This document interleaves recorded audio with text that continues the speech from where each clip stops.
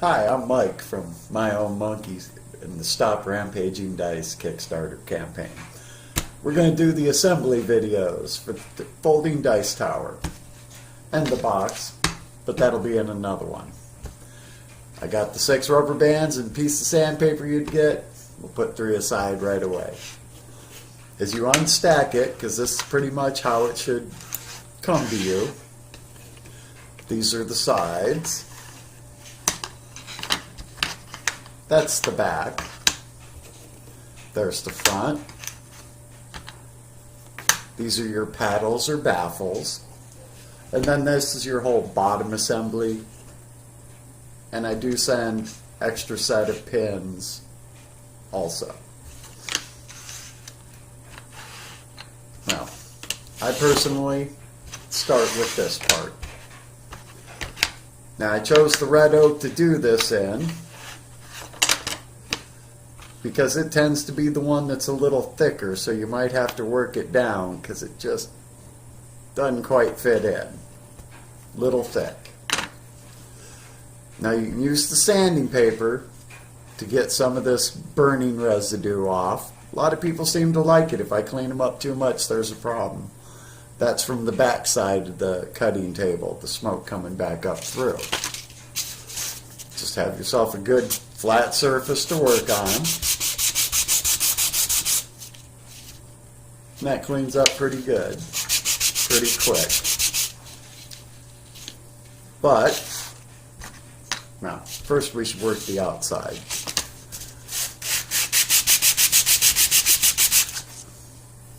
I just give it a couple, kind of lighten up some spots.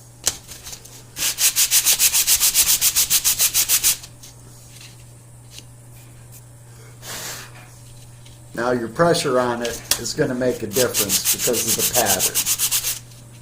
You can influence lighter and darker spots that way. So just try to be careful if you're not trying to get too much off.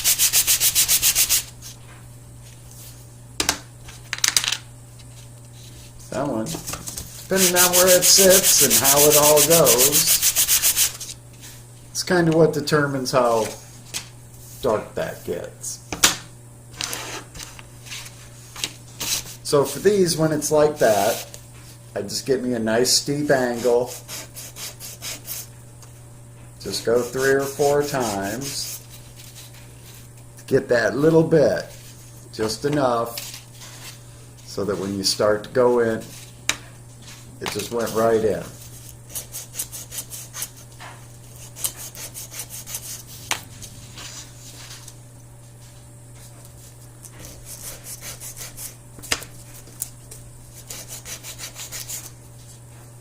And you just go ahead and do them all. It's not going to hurt nothing.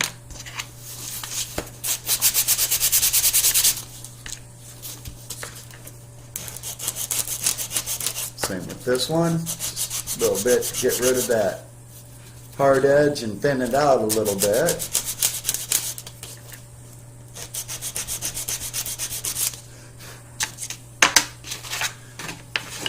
Okay. And then you got to make sure you got your pieces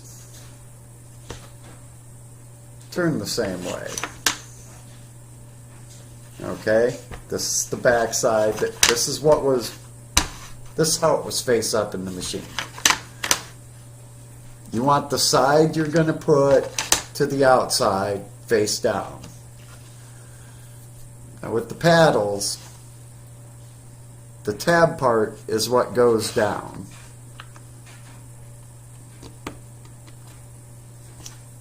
And just put them in like so. I personally don't glue these. All the demonstrations you saw with them going down the stairs, there was no glue there. And those just all fit in. You don't have to, but I turn my plate so that you can see all that. And then you're just going to line them all up here.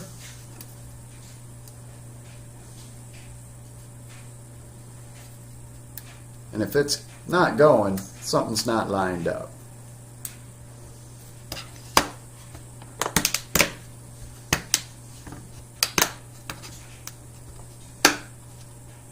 that little bit of pressure. It's got them all seated. Then I go for my glue. This is what I've used the whole time.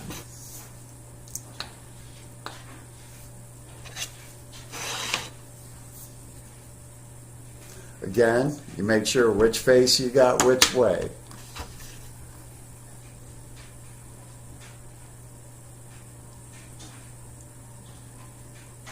And then I don't even hit both pieces, just this one. I don't get both sides of that joint. And I think the video showed this is pretty solid.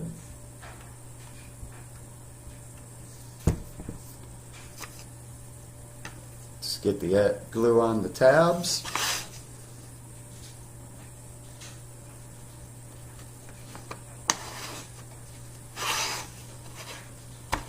Then you got that little bit of play, it'll jiggle in. I always pull the excess glue up over the cut because you don't want it up on that wood. And you flip it over. Now on this piece, where it's cut in a little more, that's your bottom. If you did accidentally put it in the wrong way, you'd pretty much notice, I believe. And there's plenty of time to pull the piece and put it the right way. Again, I just go down the edges, hit all the tabs.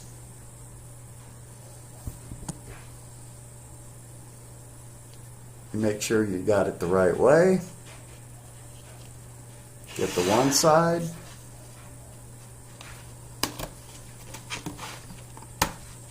And then the other.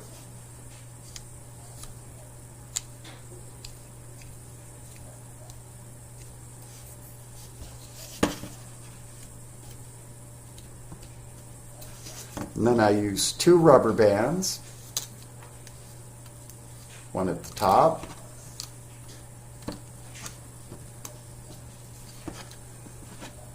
With your rubber bands, make sure you don't get into your spaces between. It'll still come out. And I don't think it really hurt nothing. Then you check your edges to make sure everything's seated. In case there's any bowing. Then you just set that aside.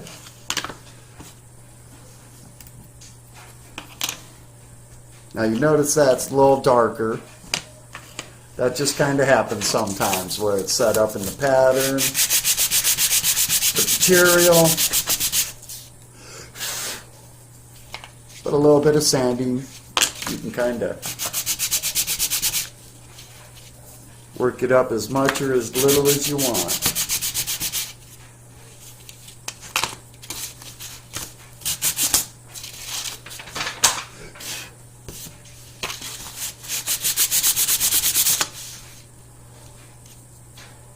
So we'll start right there.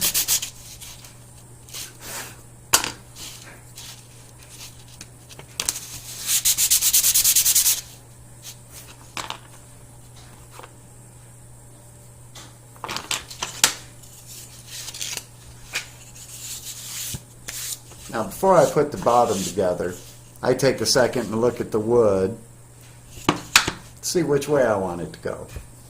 Now on the bottom, I do both parts. Ultimately,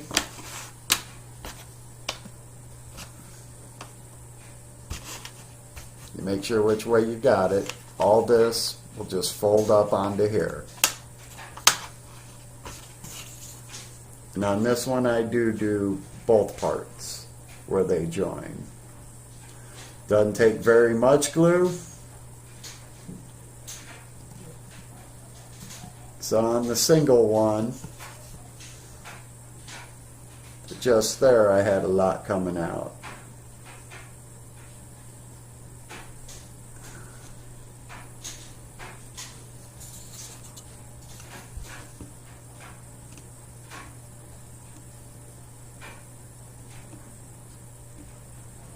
white glue will work for this, as you saw in my repairs in the one demonstration. Now when you're doing the sides, the thing I even catch myself forgetting as you come down the edge is to get the two end tabs.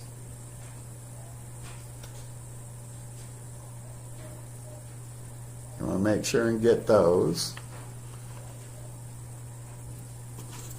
Then I just set that in, then I go to the other side. I save the front for last.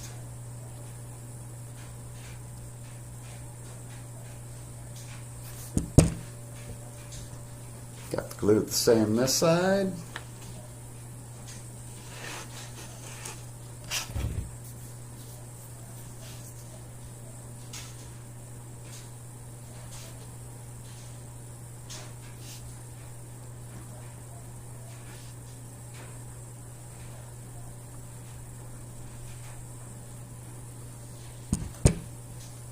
Get all your tabs. I come this way on it and it comes in.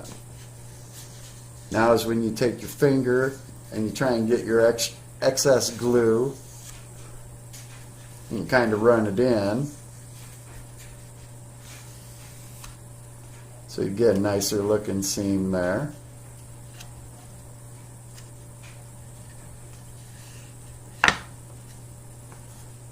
Check your bottom and your sides.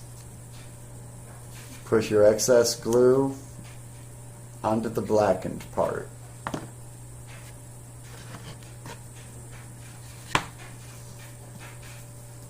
And this is where I use the third rubber band. And I just come right along the bottom edge where the joints are.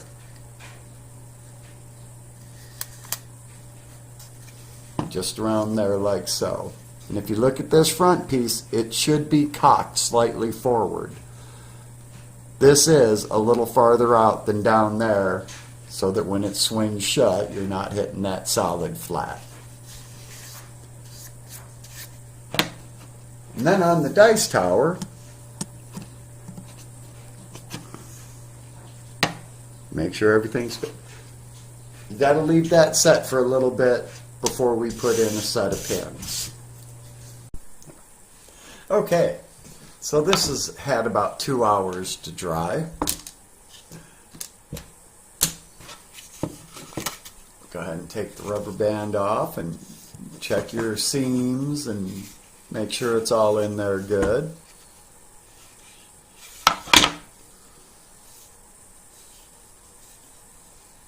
That all looks good. Okay, I did forget about the pins. And as I said, the red oak tends to be the thickest, so it doesn't hurt to kind of test fit them through here and there. But we're still going to sand it.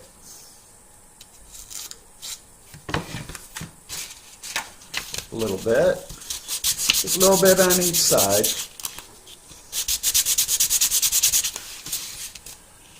And then I put a bit of a rounded angle on the nose just to help facilitate getting it through. And I'll just go ahead and do that on the spare pin as well. Whether you get them assembled or unassembled, you get 2 of these pins, because who knows what can happen, right? Okay. Much smoother. So the next step will be to put the tower into the tray. You got 4 pins. We're only going to need 2 for this. Now it will be a tight fit. Okay, and that's kind of good. But I do put a little bit of glue on. They might just stay on their own, but as you can see, I don't put a lot of glue on there. Kind of make sure you're in there right.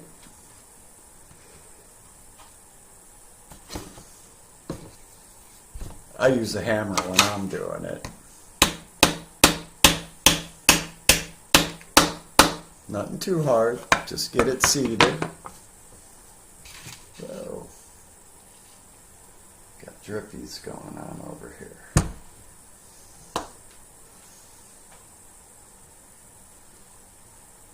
Just wipe off that excess. I've never had a problem gluing a tower through the pins here. Get that there. Equally, in case you don't have a good thumper, you can just kind of get it set and push, or you could sand it a little bit. Personally, I find a little hammer, little tapping, and then you make sure it's centered in that hole, because there is a bit of fudge room up and down for the pin. Then I wipe the excess glue onto the black. Pins look the same on both sides, so there we go.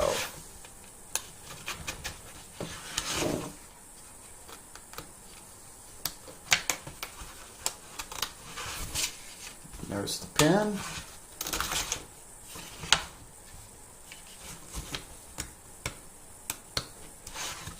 Now they'll be stiff at first, and I don't know why. Sometimes going from the whole other side seems to work better.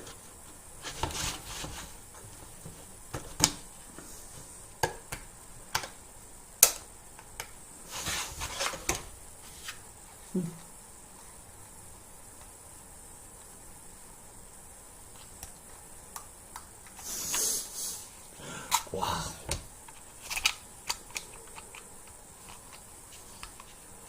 You know you're right. There. A little fiddling around.